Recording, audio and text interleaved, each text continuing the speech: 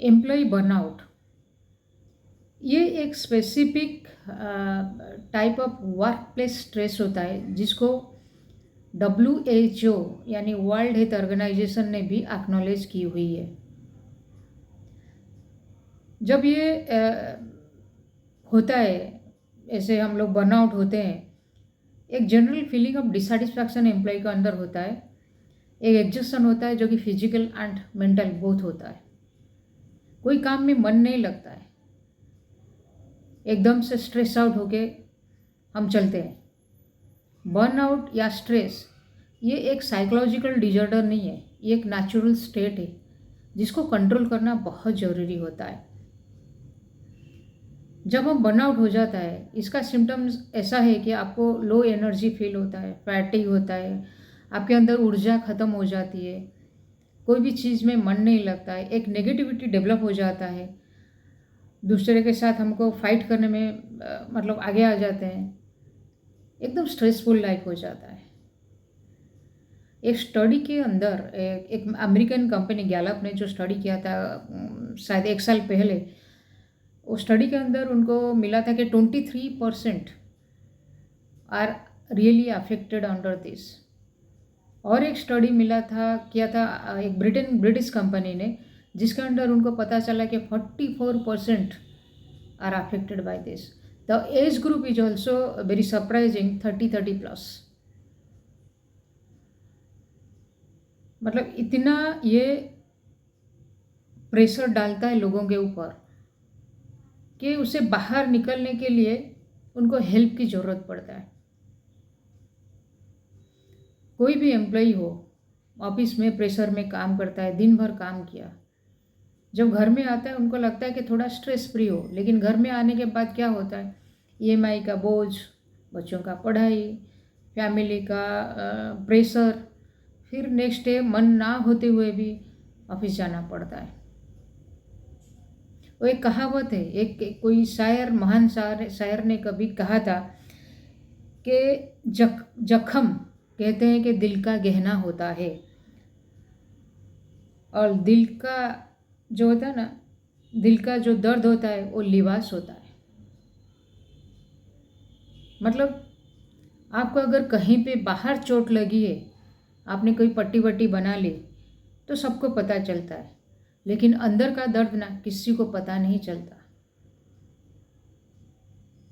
इसलिए उसको दिल लिबास के जैसा उसको कवर अप करके चलता है, खुद का दर्द खुद में ही रहता है। तो ये जो प्रॉब्लम है स्ट्रेस का या बर्नआउट का, ये हमको खुद को सॉल्व करना पड़ेगा। हम क्या कर सकते हैं ताकि ये सिंड्रोम से बाहर निकले? एक तो हमको थोड़ा फिजिकल एक्टिविटी में ध्यान देना चाहिए। कोई भी फिजिकल एक्टिविटी जो आपका पसंदीदा हो, हमको उसमें इन्वॉल्व होना चाहिए। और कोई कंपनी में हम काम कर रहे हैं तो हम एक दूसरे को हेल्प करना चाहिए या एम्प्लॉइज़ को हेल्प करनी चाहिए।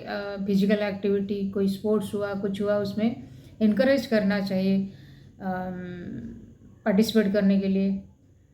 कभी कोई इमरजेंसी काम हो कोई एम्प्लॉय का, तो उसको थोड़ा अलाउ करना चाहिए घर वर्क फ्रॉम होम करने के लिए, थोड़ा सा फैसिलिटी देनी चाहिए।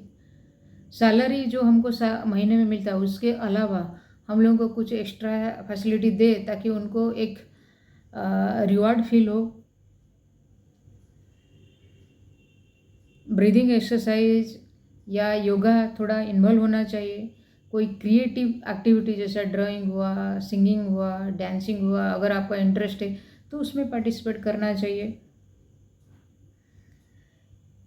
कोई एग्जीक्यूटिव ट्रेनिंग प्रोग्राम है तो उसमें भी पार्टिसिपेट करना चाहिए ताकि दूसरे लोगों से मिले, दूसरा नया आइडिया आए, तो थोड़ा स्ट्रेस फ्री लगे।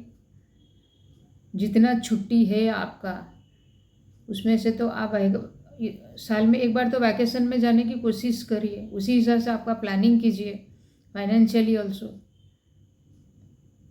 अगर हम सेंसिबल वे में कॉन्शियसली प्रिपेयर करें अपने आप को, तो ये सिंड्रोम से हम बाहर आ सकते हैं। ये कोई बीमारी नहीं है, ये बहुत नेचुरल स्टेट ऑफ लाइफ है, हर किसी के लाइफ में आता है, कोई भी एम्प्लॉय के लाइफ में आता है। हमको इसको तोड़ना है और बाहर निकलना है, बहुत ज़रूरी है।